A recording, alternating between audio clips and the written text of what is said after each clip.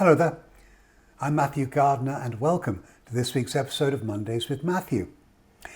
Now before I start, I did want to thank one of my followers, Bo Johnson from Eugene, Oregon.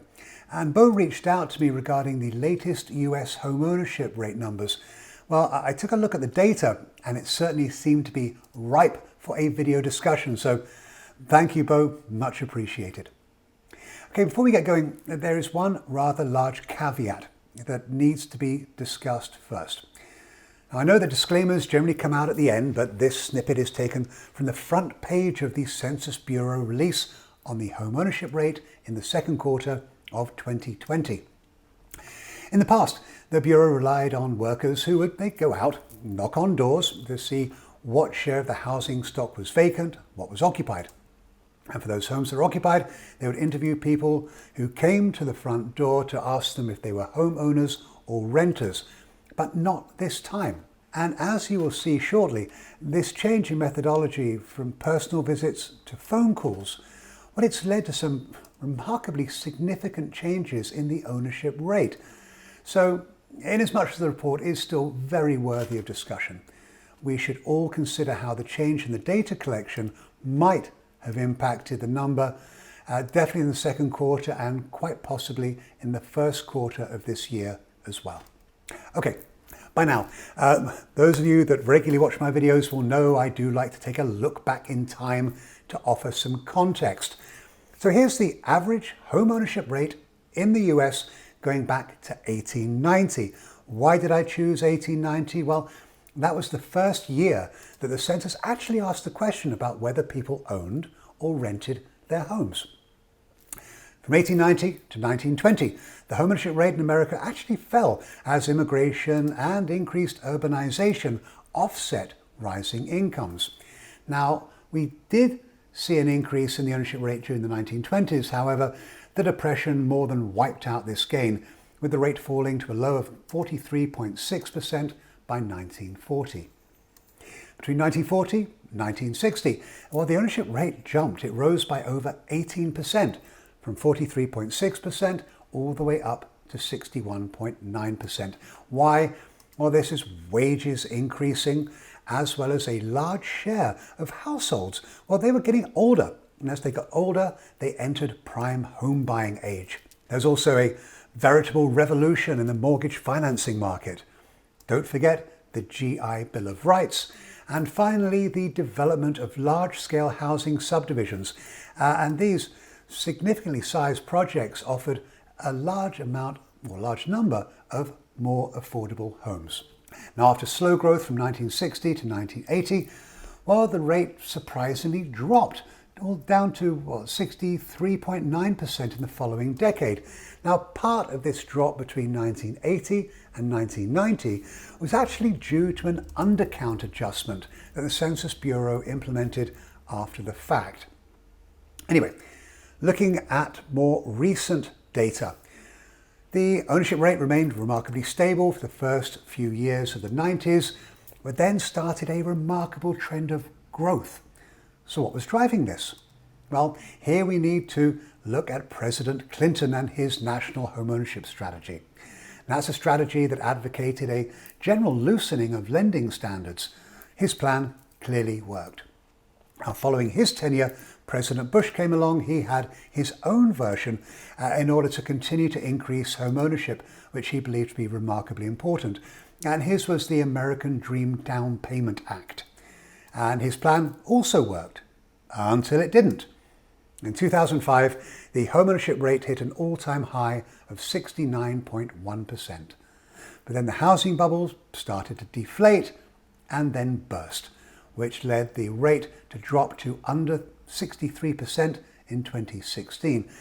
Now that's a number which we've never got lower than, at least since 1965, which was when the census developed the quarterly survey and not the annual or traditional census survey. Well, once we bottomed out, the rate started to improve, and that takes us to today. But what's that on the far right, I hear you ask? Well, that's right. In the second quarter of this year, the ownership rate spiked from 65.3% all the way up to 67.9%. Now, this rate of increase is truly remarkable, and it represents the largest quarterly increase on record. And that's why I open this discussion with the caveat that all may not be as it seems. But even as we question the veracity of the broader data, well, there are still a significant number of really interesting nuggets that are worthy of further discussion.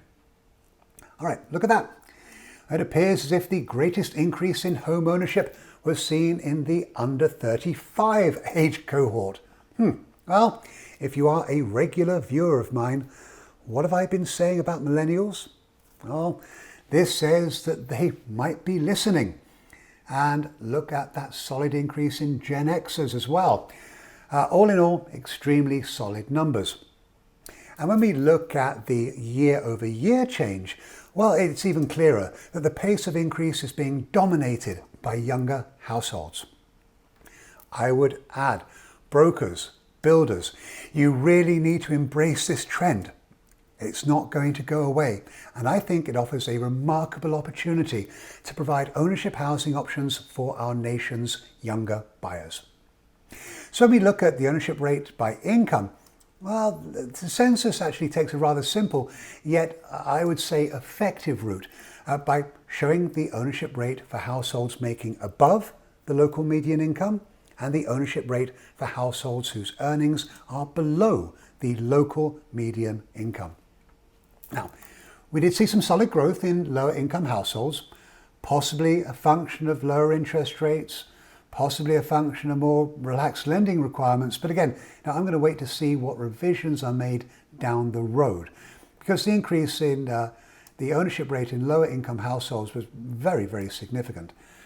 But this data also tells me something more, and that is that as we move through the current COVID-19 impacted economy, well, the ownership rates of lower income households is significantly below that of households with higher earnings.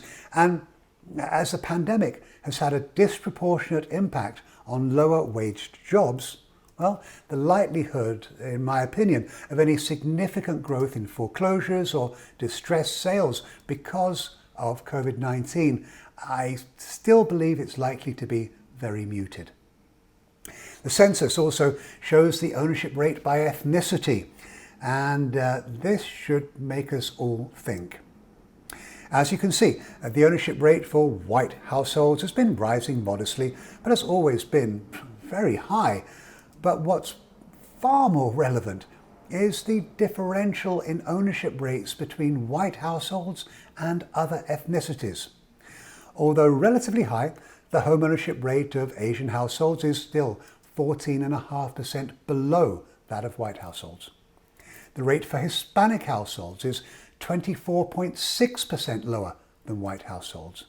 And the spread in home ownership between white and black households, 29%. Now that's bad, but you also have to understand the fact that the ownership rate for black households actually rose by 3% when compared to the first quarter of this year. Well, now's not the time to dig into this topic, but I do believe that we as a nation, I think we need to think about these numbers and somehow start to find solutions to address this disparity. These significant spreads in home ownership, in my opinion, they're unacceptable, especially given the importance of home ownership for wealth building and also for narrowing racial and economic inequality. As our nation continues to become increasingly diversified, and we're not going to go backwards there, we can see increasing diversification in prospective home buyers as well. And in my opinion, we can't afford to leave any growing segment of our nation behind. Finally, just for fun, these are the current home ownership rates across the country, and I also include the median home prices in those states as well. Well, when we exclude Washington, D.C., always been historically low in terms of ownership for obvious reasons, well, the lowest rate was seen in New York State and the highest in Delaware. But what's more interesting is to contrast the home ownership rate with home prices.